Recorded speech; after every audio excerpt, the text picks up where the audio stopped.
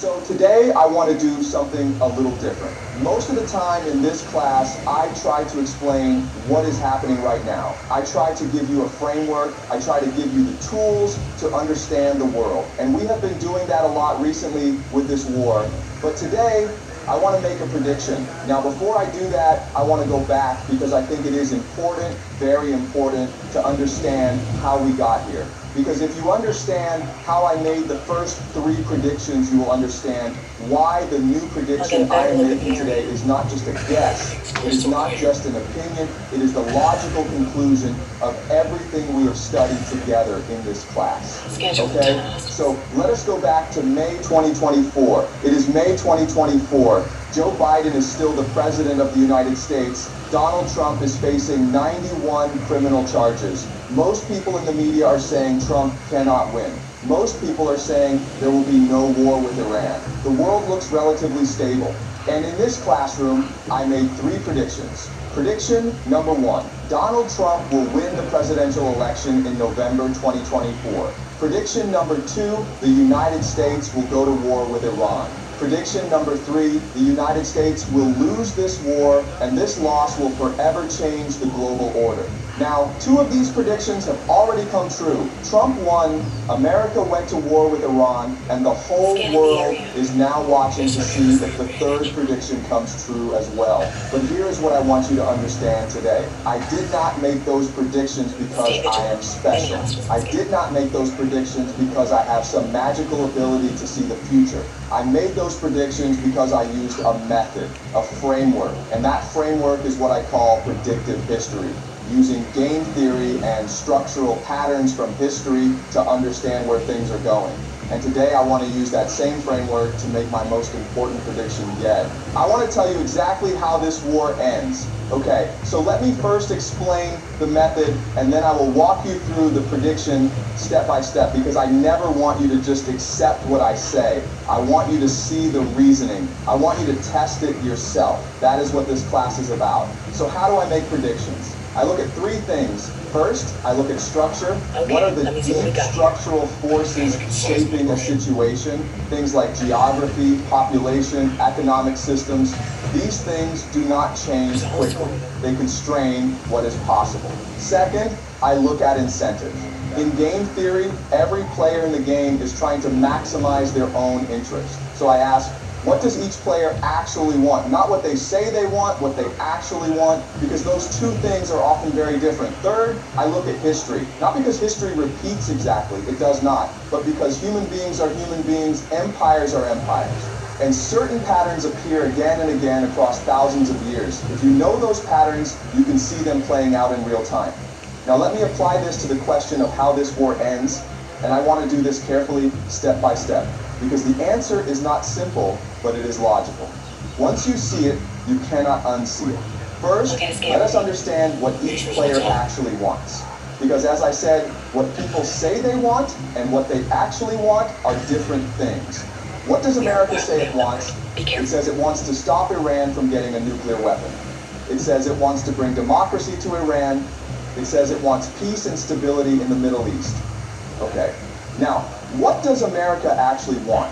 America wants to maintain control over the global oil supply, because the global oil supply is the foundation of the petrodollar system. And the petrodollar system is the foundation of American financial power.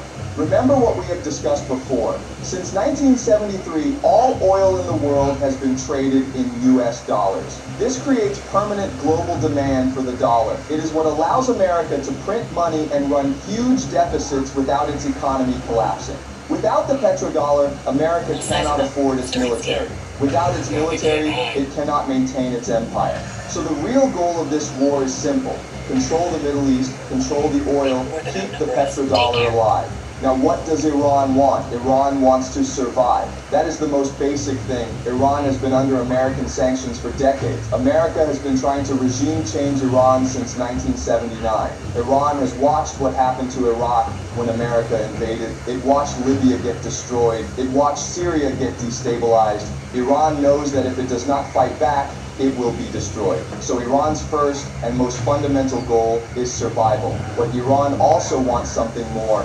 Iran wants to be recognized as a legitimate regional power. It wants to end the sanctions permanently. It wants to control the Strait of Hormuz, not just now during the war, but permanently as a tool of economic leverage. And it wants its allies, Yemen, Hezbollah, Iraq, to be protected as part of any settlement. Now, what does Israel want? Israel wants to replace America as the dominant power in the Middle East. I've explained this before, and I will be brief today. Israel is auditioning to be the new empire. It is showing the global elite, the finance class, the asset managers, the people who actually run the global system, that it is willing to fight, that it has the unity, the determination, the strategic intelligence to be the muscle of the global system when America is no longer able to do the job. And what do the Gulf states want? Saudi Arabia, UAE, Qatar, Kuwait. They want to survive too, but they are weak. They cannot fight on their own. And right now they are trapped between two powers that are much stronger than them. Their strategy is to stay as close to whoever wins as possible, and they will flip very quickly to the winning side when they see which way things are going. Okay? Now I have the players and their real interests. Let us look at the structural realities, because interests alone do not determine outcomes. Structure does. So here are the key structural facts of this war, and I want to go through these carefully because they are the foundation of my prediction. Structural fact number one.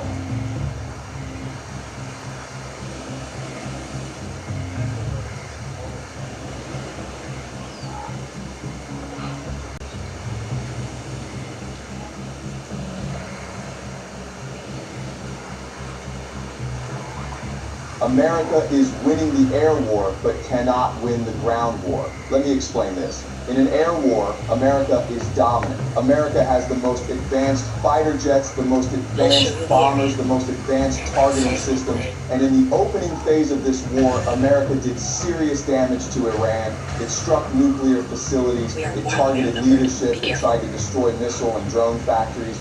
But here is the problem. You cannot win a war from the air alone. This is not just my opinion.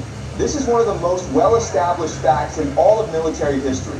No country in modern history has ever been regime changed purely from the air. You can bomb a country endlessly, and it will not surrender if the population is determined and the leadership is resilient. The Americans bombed North Vietnam for years. Vietnam did not surrender. The British bombed Germany for years in World War II. Germany did not surrender from the air. It surrendered when Soviet and American ground troops were physically inside its territory. So if America wants to achieve its goal of regime change in Iran, it eventually has to send ground troops. There is no other option. But a ground invasion of Iran is, as I have said many times, potentially catastrophic. Iran is 4 times the size of Iraq. It has a population of 90 million people. It is mountainous. And Iran has been preparing for a ground invasion for 25 years. Not 25 days, not 25 months, 25 years. Underground bases in mountain ranges, decentralized drone factories, weapon systems specifically designed to destroy helicopters, armored vehicles, and infantry. This is not something America can simply bomb its way through. Structural fact number 2, the cost exchange is unsustainable for America. We have discussed this before, but let me make it very simple. Iran fires a drone that costs $50,000. America fires a missile to shoot it down that costs $3 to $10 million. For every Iranian drone, America spends 60 to 200 times more money trying to stop it. Iran fires these drones in swarms, hundreds at a time. America is running through its interceptor stockpiles at a terrifying rate. In fact, we already know that America is racing to accomplish its military objectives before it runs out of interceptors. Let me say that again. The most powerful military in human history is in a race against the clock before it runs out of weapons. That is where we are. And America's military-industrial complex, which is the most corrupt institution in the world, as I have argued many times, cannot quickly replace these stockpiles. The F-35 took 26 years to develop. Interceptor missiles take years to produce. Iran's drone factories, on the other hand, are dispersed across the country, hidden in basements and warehouses, and can be rebuilt quickly even after strikes. This is an asymmetry that only gets worse for America over time. Structural fact number 3. The economic pressure is real and growing every day. The Strait of Hormuz carries 20% of the world's oil supply. Iran is effectively controlling it right now. This is not just a military issue. This is an economic weapon pointed directly at the global economy. And now Yemen has entered the war and is threatening the Red Sea, which carries another 12 to 15% of global trade. Think about what happens when both of these choke points are disrupted at the same time. Oil goes to $150, $200 a barrel. Fertilizer becomes scarce. Food prices rise globally, and a global recession begins. This creates political pressure inside America that no president can resist, because ordinary Americans are already asking, why are we fighting this war? Why are gas prices going up? Why is my grocery bill going up? And the answer is this war. Structural fact number 4. American political will is fragile and declining. Only about 40% of Americans support this war right now. That number will go down, not up, as casualties increase and economic pain grows. America is not a nation that accepts casualties. We saw this in Vietnam. We saw this in Iraq. We saw this in Afghanistan. Every time America gets into a long, expensive, painful war with no clear victory in sight, the political will collapses. And with it, the ability to fund and sustain the war collapses too. Iran knows this. Iran has studied American psychology very carefully. For 20 years, Iran has been analyzing American political behavior. It knows that the American public has a pain threshold, and Iran's entire strategy is built around pushing America past that threshold. Okay, so now I have the structure, I have the players and their interests, and I have the key constraints. Now let me give you the prediction. I believe this war ends in one of 2 ways. And which way it ends depends on one critical question. Does America send ground troops into Iran or not? Let me explain both scenarios. Scenario 1, America does not send ground troops. It keeps this an air war. In this scenario, America continues bombing Iran from the air. Iran continues firing drones and missiles. The war goes on for months, possibly years. America depletes its interceptor stockpiles. The cost keeps rising. The political pressure at home keeps building. Oil prices stay elevated. The global economy suffers. And eventually, and this is the key word, eventually America looks for an exit, a face-saving way out. Trump goes on television and says something like, "We have achieved our objectives. We have significantly degraded Iran's military capabilities. We are declaring victory and bringing our forces home." But here is what actually happens. America withdraws from the Middle East. The Gulf states, seeing that America is leaving, immediately start hedging. Some of them, Qatar, Oman, move toward Iran. Others, Saudi Arabia, UAE, move toward Israel. The petrodollar system weakens significantly, and Iran, still standing, still in control of the Strait of Hormuz, emerges as a legitimate regional power for the first time in decades. In this scenario, America loses the war. But the loss is not catastrophic. America survives. It retreats from the Middle East, but it does not collapse. It is weakened, yes. Its credibility is damaged, yes, but it does not fall. Now let me tell you scenario 2. America sends ground troops into Iran. In this scenario, America decides that air power alone cannot achieve regime change. The pressure from the GCC countries, Saudi Arabia, UAE, becomes unbearable because they are being pounded by Iranian drones and missiles, and they are screaming at America to finish this once and for all. The pressure from Israel is enormous, and Trump, who does not have a clear strategy and who is increasingly desperate, decides to roll the dice and send in the Marines. This is where things get very dangerous because Iran has been waiting for exactly this moment. For 25 years, Iran has been planning for a ground invasion. It has underground military bases in mountain ranges that America has not located. It has weapon systems specifically designed for close-range combat that it has not yet used. And it has something even more powerful, a population of 90 million people who believe this is a war for their survival. But even more dangerous is what happens around Iran when ground troops go in. If America is physically inside Iranian territory, what stops Iraq from moving its forces into Kuwait and Saudi Arabia simultaneously? What stops Yemen from entering Saudi Arabia from the south? Suddenly, America's bases in the Gulf, the bases it needs to supply and reinforce its ground troops in Iran, are threatened from multiple directions at once. America could find itself not just in a quagmire inside Iran, but with its entire position in the Middle East collapsing around it. In order to fight a serious ground war in Iran, America would need hundreds of thousands of troops. The entire active U.S. military is about 1.3 million people. America would have to institute a national draft. Young men as young as 18 would be forced to join the army and sent to fight in Iran. Do you think the American public would accept this? No.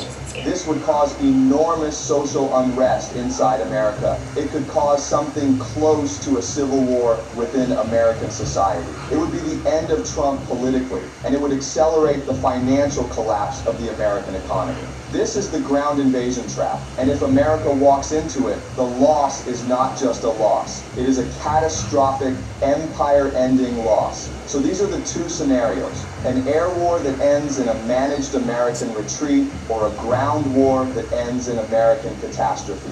Now here are my three specific predictions for how this war ends based on these two scenarios and the structural analysis I have just walked you through. Prediction 1, there will be no ground invasion of Iran. I know many people are saying ground troops are coming. I know the Marines are heading to the region, but I do not believe a full ground invasion of Iran will happen. And here is why. The people around Trump, the smart ones, the ones who actually understand the military situation, they know what a ground invasion of Iran means. They know it means a draft. They know it means years of war. They know it means the end of Trump's political career and possibly American financial stability.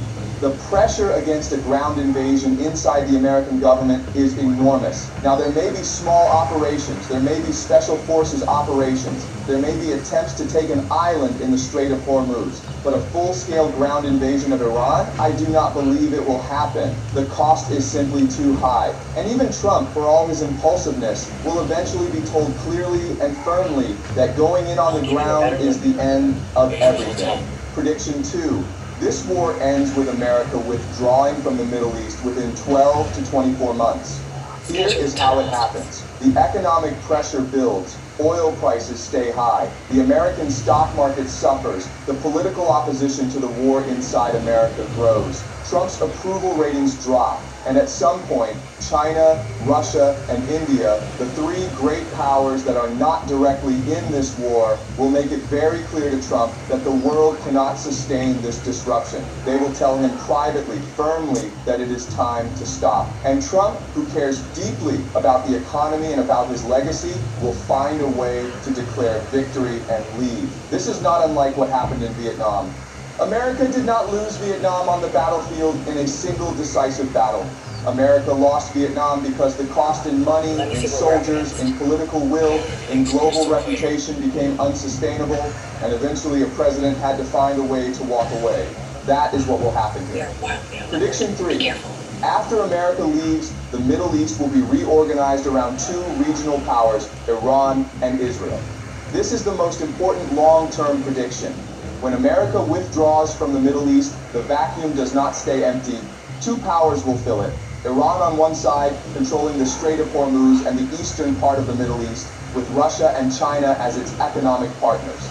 Israel on the other side, with its technological superiority, its intelligence capabilities, its deep connections to global finance, controlling the western part of the Middle East and the India-Middle East-Europe trade corridor. And here is the part that will surprise most people. Iran and Israel, despite being ideological enemies today, will eventually find a way to coexist. Not as friends, never as friends, but as two strong regional powers that understand each other's strength and choose to focus on the weak rather than fight each other endlessly. The GCC countries, Saudi Arabia, UAE, Qatar, Kuwait, will be split between them. Some will align with Iran, some with Israel, and the Middle East will settle into a new multipolar order. This is what I meant when I said in 2024 that this war will forever change the global order. Because when America leaves the Middle East, it does not just lose a region, it loses the petrodollar. And when it loses the petrodollar, it loses the financial foundation of its entire empire. Now let me address the three big questions that everyone is asking. Question 1. Will nuclear weapons be used?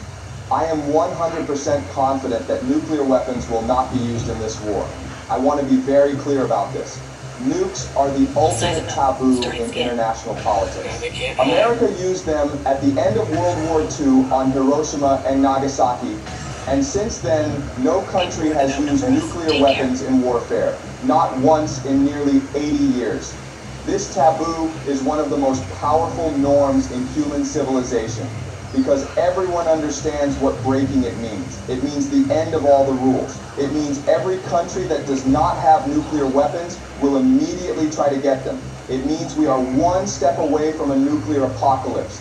Israel will not use nuclear weapons. America will not use nuclear weapons. And if I am wrong, well, we will all be dead and it will not matter. But I am not wrong. No nuclear weapons. Question 2. Will Trump negotiate a deal with Iran directly? No. And here's why. Iran will not negotiate with America directly right now. Not because Iran is being stubborn, but because Iran has a very logical reason not to. Every time Iran has negotiated with America in the past, America has broken the agreement. The nuclear deal, the JCPOA, America signed it and then Trump tore it up. America has shown again and again that it cannot be trusted to honor agreements with Iran. So from Iran's perspective, what is the point of negotiating? You negotiate, you reach a deal, America breaks it in 6 months, and then you are worse off than before because you have given something away. Iran's position is very clear. The facts on the ground have to change first. America has to actually leave. American bases have to actually close. Only then will there be a real durable settlement, because then Iran does not need a piece of paper from America. The reality itself protects Iran. Question 3. How long will this take? This is the hardest question. Empires move slowly. America has enormous resources. It can drag this on for years if it chooses to. But the economic pressure is real, and it is building every day. My best estimate is that within 12 to 24 months, America will be looking seriously for an exit. And within 2 to 3 years, the broad outlines of the new Middle Eastern order will be clear. But here is the honest truth. I cannot give you an exact date. Nobody can.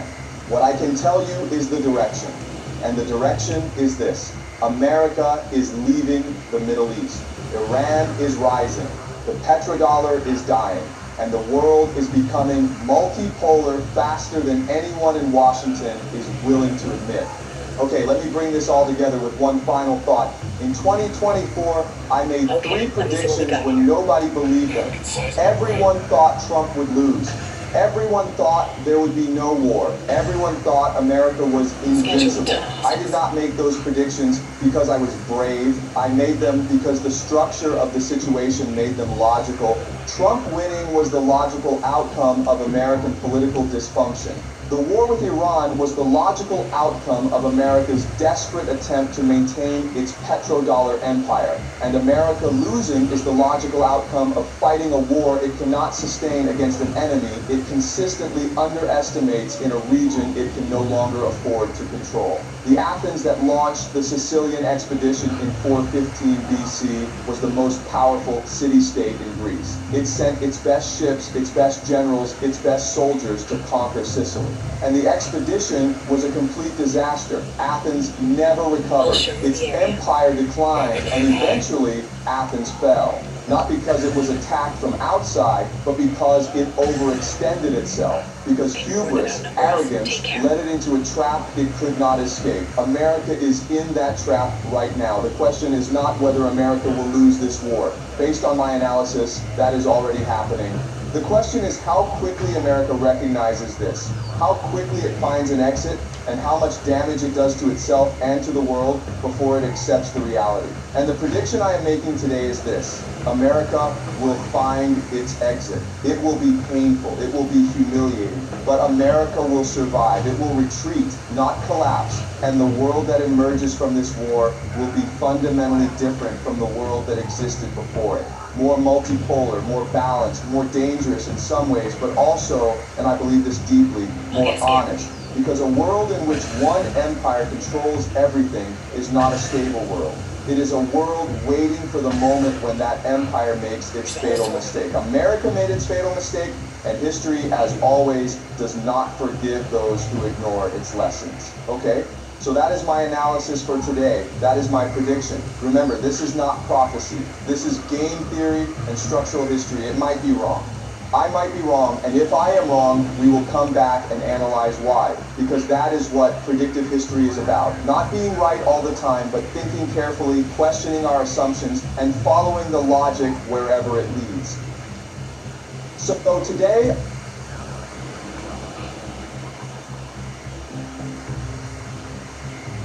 Alright. Honorable retreat.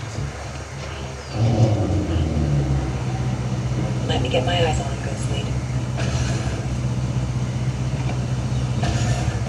It's true we can overtake the space. But what exactly are we overtaking? There's a tavar, a pair of pants, and some credits. Limited.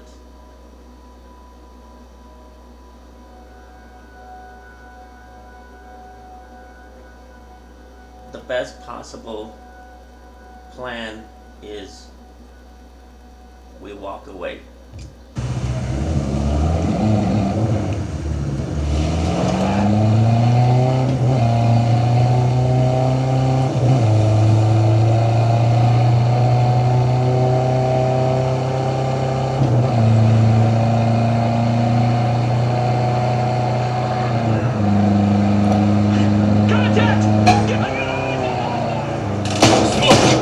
Support unit eliminated.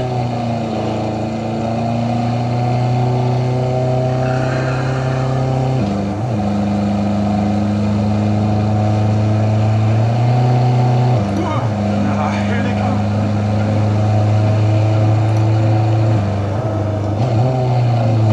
I see a bad guy. Clancy, he's down.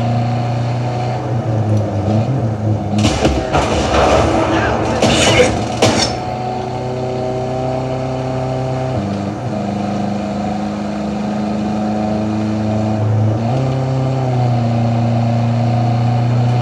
Hey, yo, heads up! We got this guy. He's dead.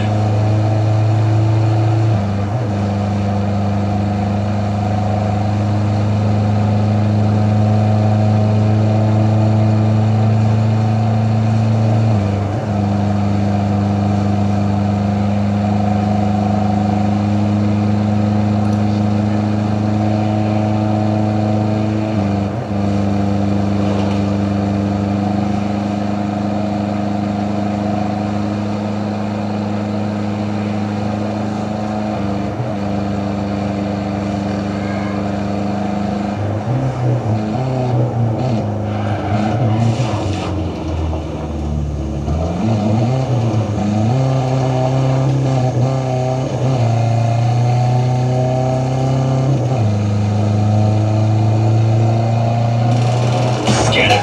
Down. Enemy down.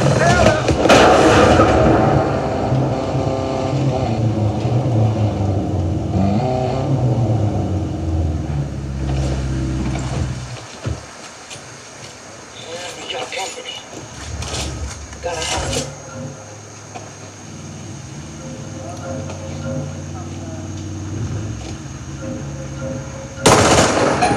That's it. He fell down. They don't know we're still here. Got a hostile position there. Grenade! Let's go. Target there. Down. Combat drones out. Clear here.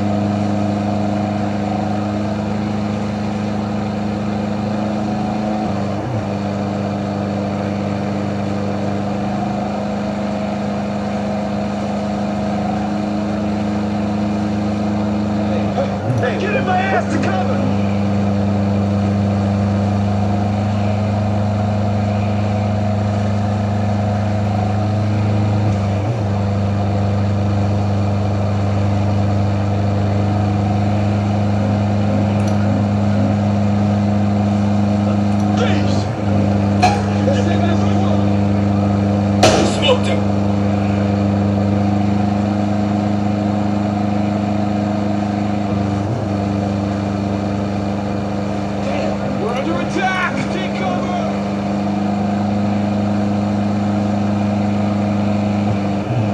Hey, where the hell's that here?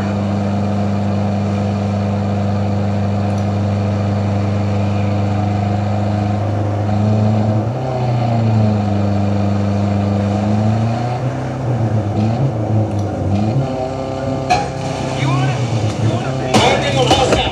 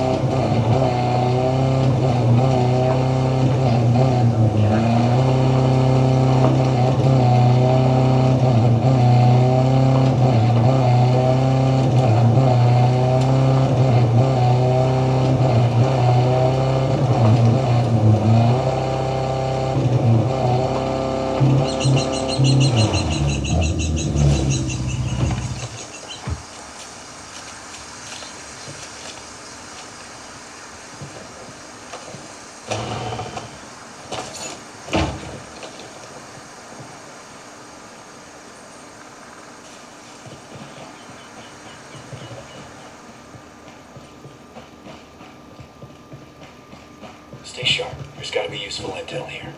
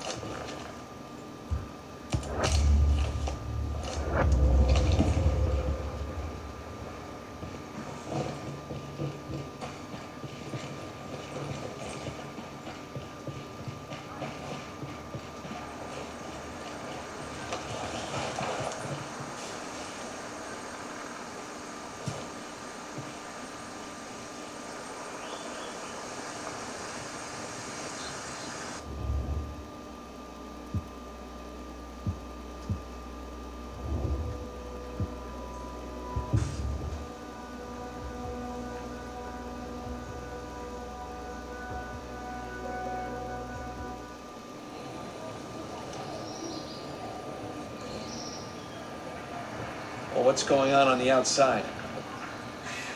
You don't really want to know. Drones. Drones! They're gonna put this thing on drones? I know. You ever think I we'd know. end up here? The ghosts are doing everything they can to stop it. And what were we? What were our lives? Part of a test run? Looks like that's all we are to these bastards. No. My life will not be a test run for genocide. I'm gonna demand Schultz calls a meeting. We need to help out our sick people. But we need to make sure that we stay healthy. So use the proper sanitary procedures out there.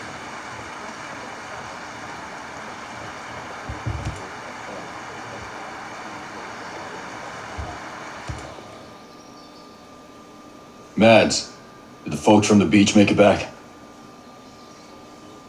You mean the survivors? I knew some of the people on that boat since they were babies. I saw them take their first steps. I did my best. Your best? We were supposed to have a ship. Marines. And all we got were bodies washing up on the shore and some grunt twisting in the wind. Mads, this grunt did save a whole lot of us. But my daughter, it's not a small thing. I know. But it ain't enough. Not with these odds. This isn't over. I found my friend Sergeant Major Hill. We've got a plan to go after Jay Skell. If we can stop him, take control over the drone. Hold on. You think Jace is behind this? You're wrong. He's a good guy and my best friend. Sentinel took over the island. Follow me. I have evidence. Well, I got more immediate problems. My people have to prepare for the long haul. You gonna lend a hand?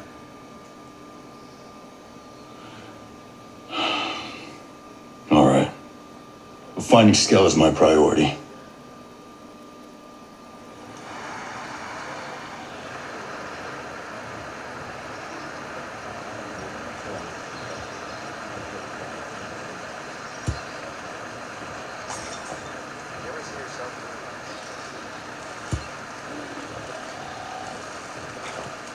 I ran into a swarm of Skell pollinators.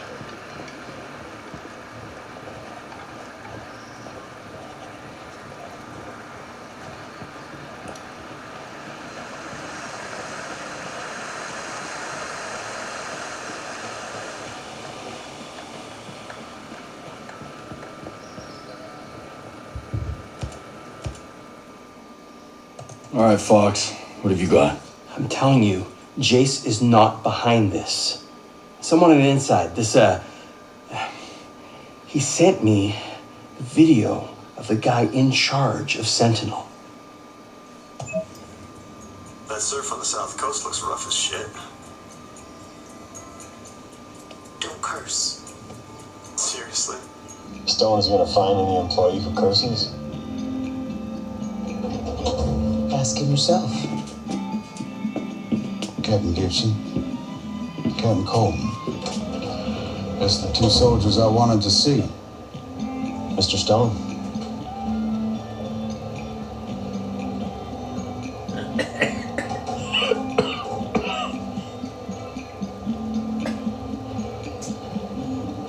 Operation Citadel is an outstanding success. No communication of any kind is leaving or coming into the island. The drone perimeter is active. And while Miss Fury is out there winning hearts and minds, you lot are going to root out the troublemakers. Captain Coleman, I want those homesteaders under control. There's a cutting-edge technology that I'd like to exploit. Sounds perfect. Captain Gibson, take care of that terrorist bomber and those outcasts of hers. And we know there ain't many left. But they're in your AO. Find them. Squash them. Sir, are the holding facilities complete? I said squash them, not capture.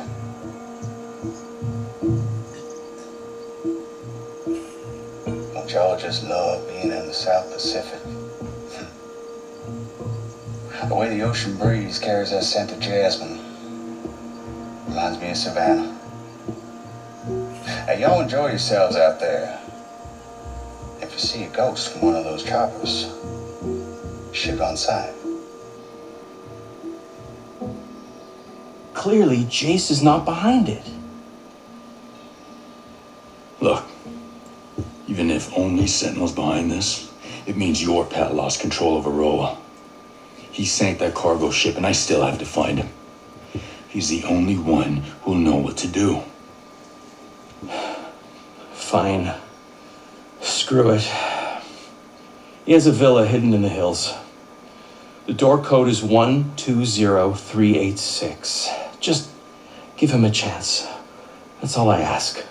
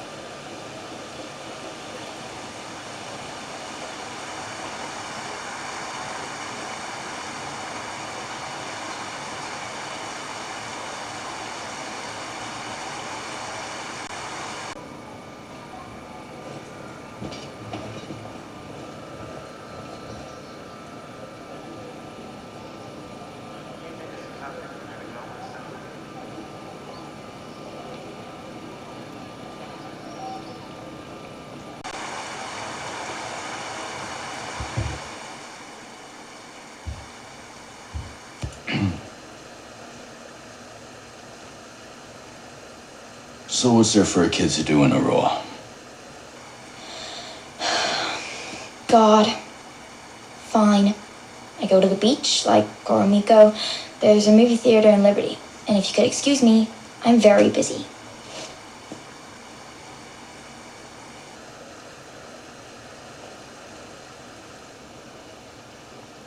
Well, all right.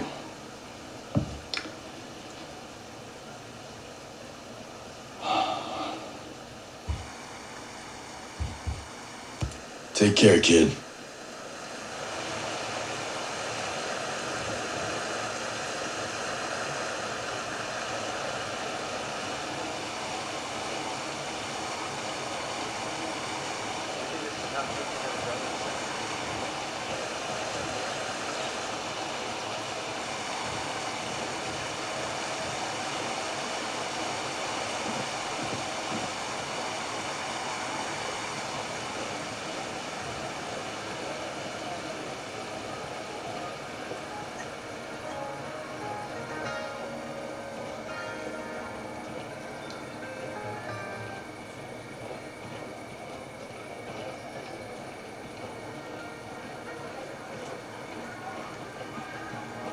Did you hear? Ballard has a cure. At this point, I won't believe anything until I see it with my own eyes. We need to help out our sick. We need to make sure that we stay healthy. So use the proper sanitary procedures.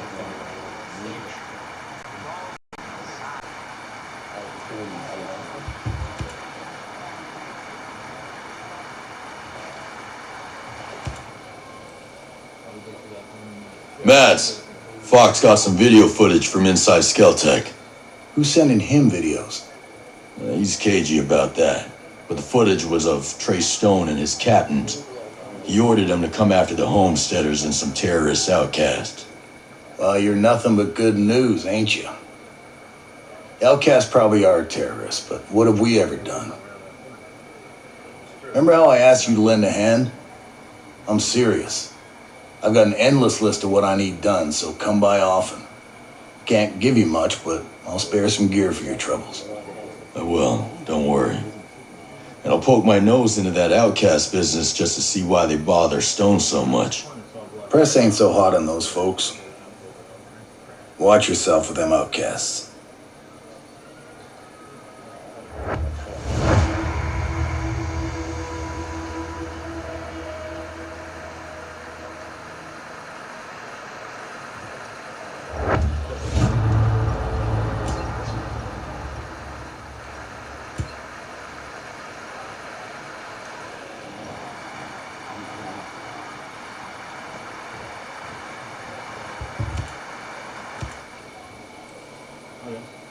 We have a situation, Nomad.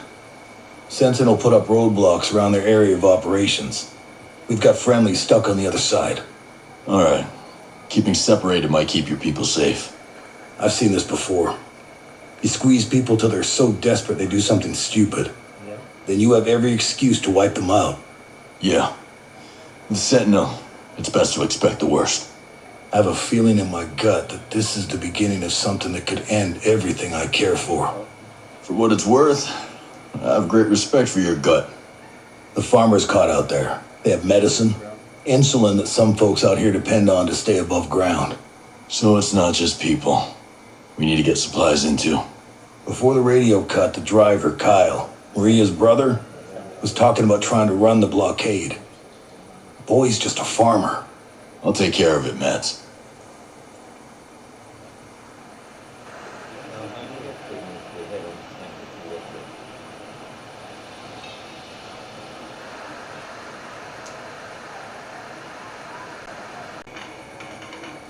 Hey, Nomad.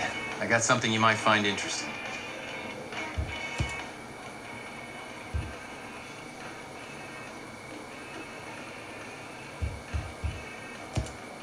Listen, I'm gonna need to gear up, but I didn't exactly bring much cash on this trip. If you're asking for money, I can't help you. Wish I could, but look, I need to buy my stock, and with things as they are... Don't worry, I'll find a way to get what I need. Just tell me what people use to buy things on Aroa. Well, the good news is everyone takes American dollars and New Zealand dollars. But they're pretty rare. Most people use something called screds. It's some kind of computer money Skeltech came up with. Cryptocurrency, I think they call it. You can buy things with it just like regular money. Bunch of hooey, if you ask me. What do I need to access it? Oh, it's everywhere. It's virtual, you see. You can find it on just about any computer, or cell phones, or data pads. Hell, even the drones and relay antennas can get them. They're floating all around in signals or some such thing. Well, then I guess I'll be making some withdrawals. I'll see you around.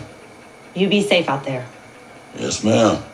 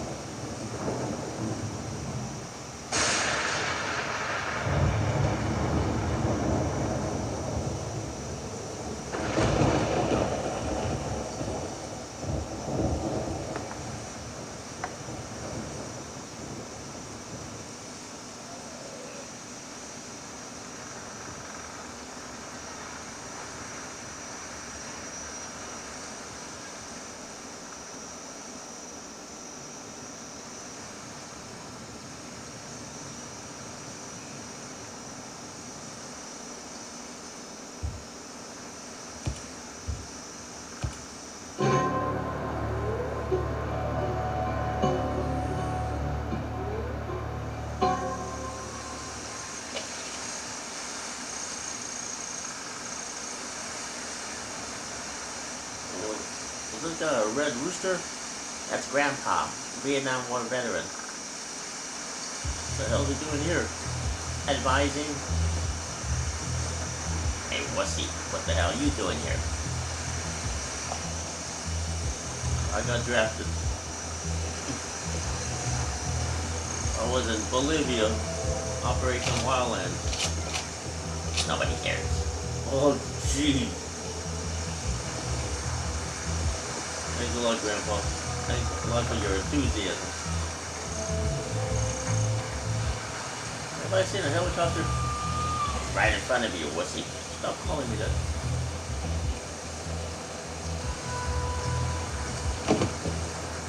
I'm gonna go, find these, homesteaders.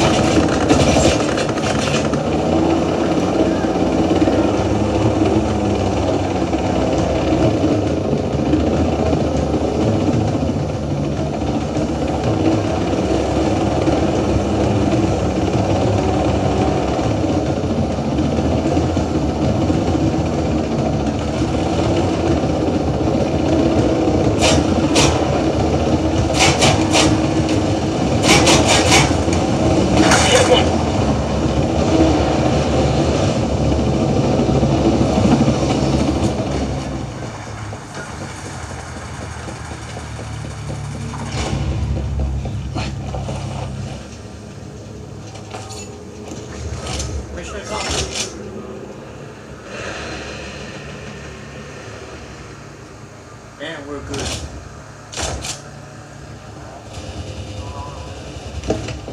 Our first victory.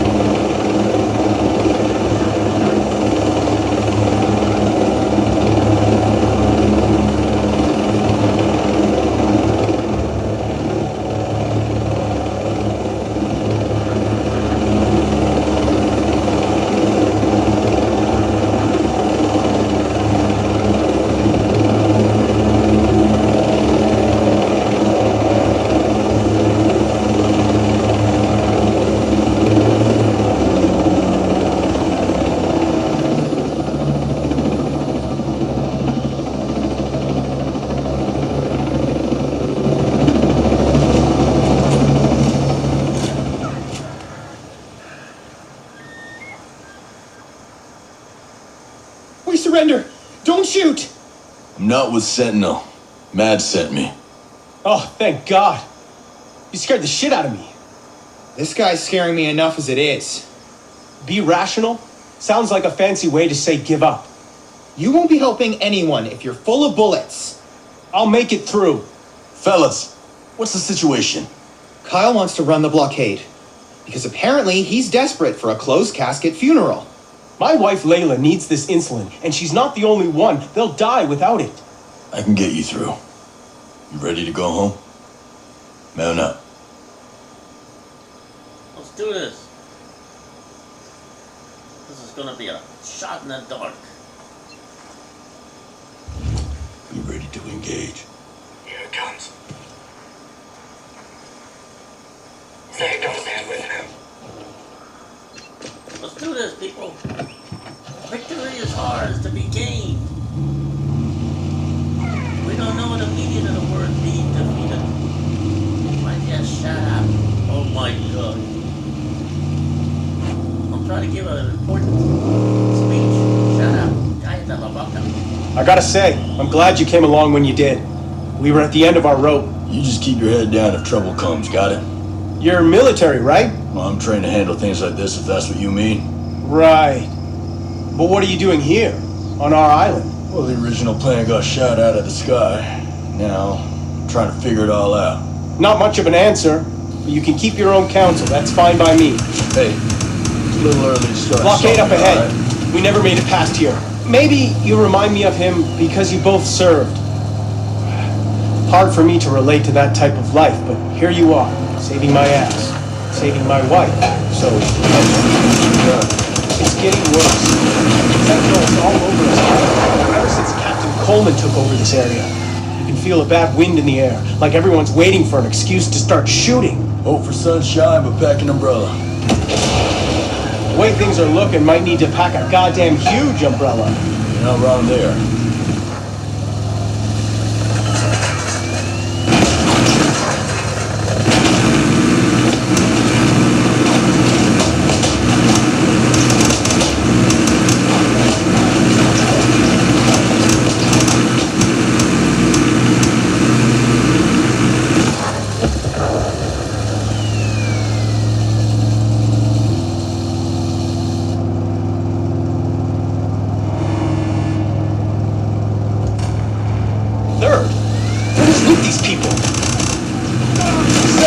Messing around.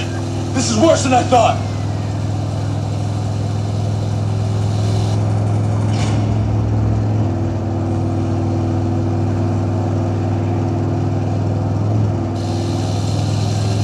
Another blockade ahead? Are there supposed to be this many? Yeah, I bet you and Mason drive moonshine. This is the last one. We're almost out of this.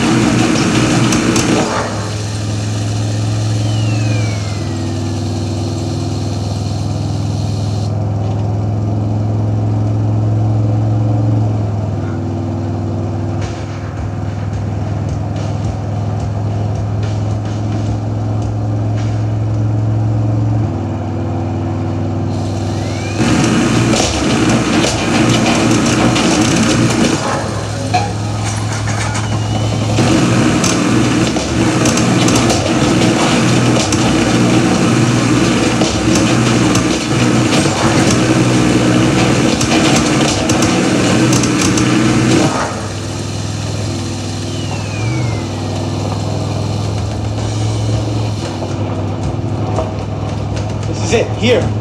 I could kiss you for bringing us back safe. Really not necessary.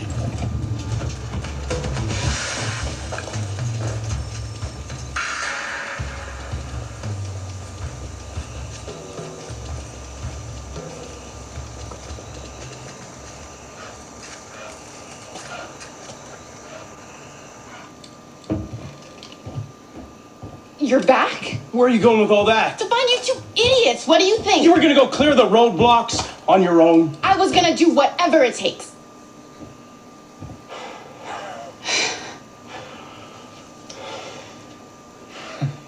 I swear, you two are gonna put me in an early grave.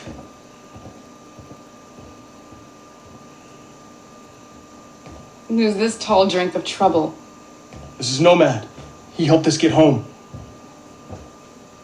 Thanks for getting them back. I don't know what I'd do without these boys. Or what you and your dad would do without this insulin. You thought about making the move to Air One? I've been on this land since my first breath. I don't walk so easy. I can respect that. But Mads thinks this is just the beginning. And those roadblocks, they weren't built to keep people out. They were built to keep people in. What does that mean? It means you should be prepared. For what? Prepared to decide if this homestead is worth your lives.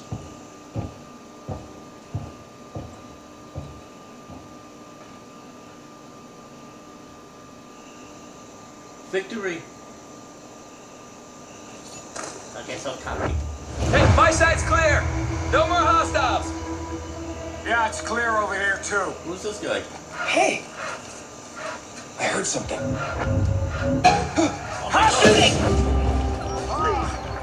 Damn! What the hell was that?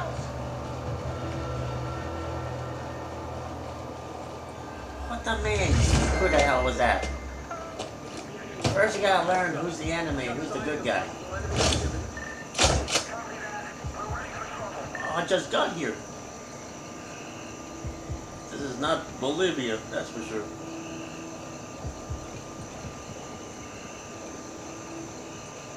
Okay, we're definitely here somewhere. I'm right here. That's your lifeline. Hope this works. Dude, these are the enemy. Well, how do we know they're not us?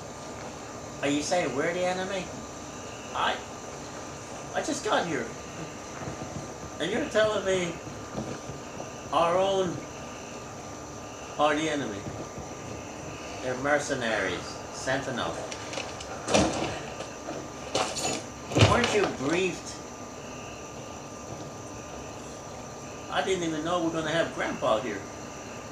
Let alone who the hell is whom, and how do we tell whom from what? What are you talking about? I don't know. I'm just trying to figure things out. I just got here. Hi. Hi, baby girl. Oh, yeah. Give me attitude.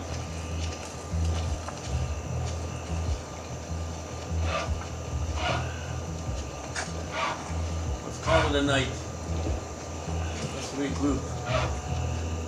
You need to be debriefed. That's what I'm going to do right now. I'm going to study who the hell is whom and how to figure it out. Sentinel. Study who Sentinel is.